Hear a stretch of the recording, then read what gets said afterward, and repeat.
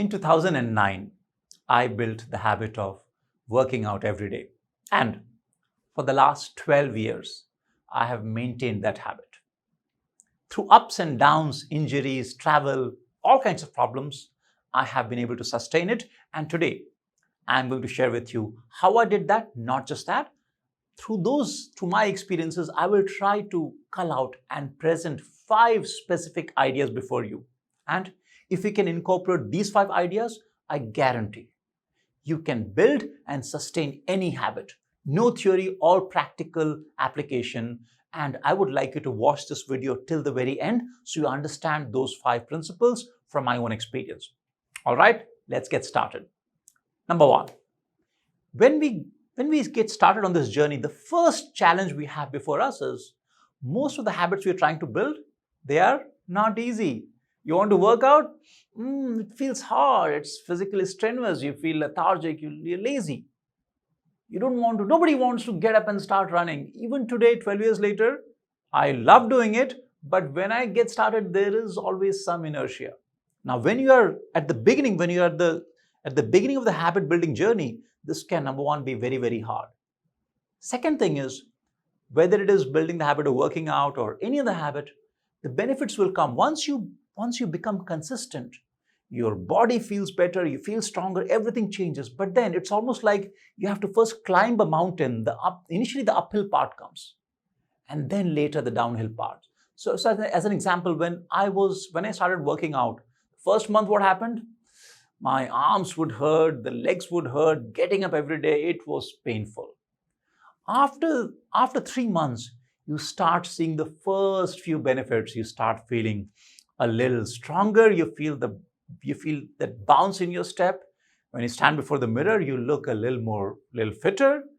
After 6 months, everybody, even people around you, can see that you're looking fitter, stronger. It changes everything. So in 6 to 12 months, you reach a point where the benefits are so obvious that even though it is still hard, when you get up in the morning, it feels a little difficult, but you have enjoyed the benefits, and at that point, it becomes quite easy to go and get started. So it's almost like first you go up and then the downhill journey starts. So the question is, how do you go over the hilltop, if I call it that? For that, we need to take that habit action repeatedly until our brain rewires. And like I said, it is hard because going to gym, our muscles will ache and everything in our body is pulling us back. Our mind is looking for instant gratification. Unfortunately, whether it is working out or any good habit, the gratification is there, but it is delayed gratification, not instant gratification. So how do you break through that? Let me share a few things. First of all, I started building this habit with a clear and strong resolve. Before this, for last 10 years, I was working day in and day out, and that non-stop work without even giving even half an hour to my health and my well-being, it was hurting my life so badly that I desperately wanted that change. So remember, the first thing to make any change or build any habit is you need to have that clear and strong resolve that I want to do it. For me, that itself was enough, but for many of us, that may not be enough. So let me give you a couple of other ideas. Next thing is, I would like you to use some techniques which can give you some bit of a sense of reward and a dopamine rush every time you take that habit action. One simple idea: habit tracker. You go and do your workout, come back, put a big tick mark on your habit tracker. Or you're trying to, let's say, build a habit of learning every day, do the same thing. Another way of doing it is, let's say you join hands with a friend. You want to go for running every day. Maybe on your own it's hard, but you find a friend and say, hey, 3 days a week, let's go for a run. Once you have a community around you, now when you show up, it's not just there is of course the pain of getting started with the run, but there is a pleasure of having these people around you. You know them, they're your friends, you do a high five and you talk to them. In every city, like I live in Trivandrum, I see here, every day you go out in the morning, you'll see a bunch of runners wearing their own group t-shirts or club t-shirts, and they run together as a group. And that social connection makes it so much more attractive for you to go for that morning run. You could even Give yourself some reward every day. Whatever you do with a combination of willpower, resolve, that genuine desire, habit tracker, community around you, put these mechanisms together, and with all of that, you have to be able to perform this action for a certain period of time until the clay firms up, so to say. All right? And when you have gone through that, once you have gone uphill and now the downhill journey starts, which I would say in my case was about 6 to 12 months later, after that, the probability of habit breaking off becomes very, very small. But then it's still not zero. So now let's go to step number 2, which is changing your identity. When I was working out, it wasn't my goal that, okay, I want to just lose 2 kilos or 5 kilos weight. No. If you have that specific goal, chances are it will not become a lifelong habit. I wanted to become a different person. I repeat, I wanted to become a different person. I wanted to change my identity. What does that mean? It means that I wanted to become a fitness guy. I want to become a person for whom fitness is a core value. In fact, when I took up this job in 2009, I came back to India. I told myself, if I cannot give time to my health, if I have to change a job, I was totally prepared to do that. If I have to take a salary cut, I was prepared for that. You don't have to do that, but all I'm saying is that that goal has to be something which should become core part of who you are, which means if some job or something comes in the way, if it doesn't allow you to do that, then at least I was prepared to look for other options. How do you change your identity? Very simple idea. We identify ourselves with things that we truly value. So for me, fitness was not the means to an end. It was the end. That is what I wanted myself to be. And once you change that story in your head, every time you go and do your workout, you tell yourself, I'm a fitness guy. Or you could do this for any other habit as well. When you talk to other people, you tell them, yeah, I love working out. That's something I truly care about. As you say those things, as you take those actions, putting it all together, the story in your head will start changing. And once you become a fitness guy, then it is there to stay. Because then if you feel that you're a fitness guy, even if there is no one to see what you're doing, when you get up in the morning, you tell yourself, no, I need to do it because that is who I am. Changing your identity is a very, very powerful thing. Step number 2. Number 3, consistency, not perfection. Let me explain that. You are building a habit. Let's say for 6 months, you have been working out. Very extreme case. And after that, for whatever reason, for 1 or 2 months, you did not do your workout. Most often, even before that, we are trying to build a habit. We do it for a couple of days, weeks, and then there is a small gap. And then what happens is we feel like a failure, and then one day we just quit. Let's understand this mechanics of quitting and understand how we can make sure that we do not quit. Let's say you've been working out for 6 months. Very good. Now, for whatever reason, you didn't go to the gym for a couple of weeks. Every time you don't go, what happens? You feel like, oh man, today also I did not do. Let me see if I can do it tomorrow. Tomorrow again, the same thing happens. And in your mind, you start feeling like a failure. And that sense of failure, it starts accumulating. Every succeeding day, you feel more like a failure. And that negativity, it just pulls you down. And once you are pulled down, your ability to show up at the gym the next day it even goes down. It goes on even further. So we need to become stronger, not weaker. So here is a very simple but a powerful idea which has worked for me, which is when we think about success and failure, change that definition.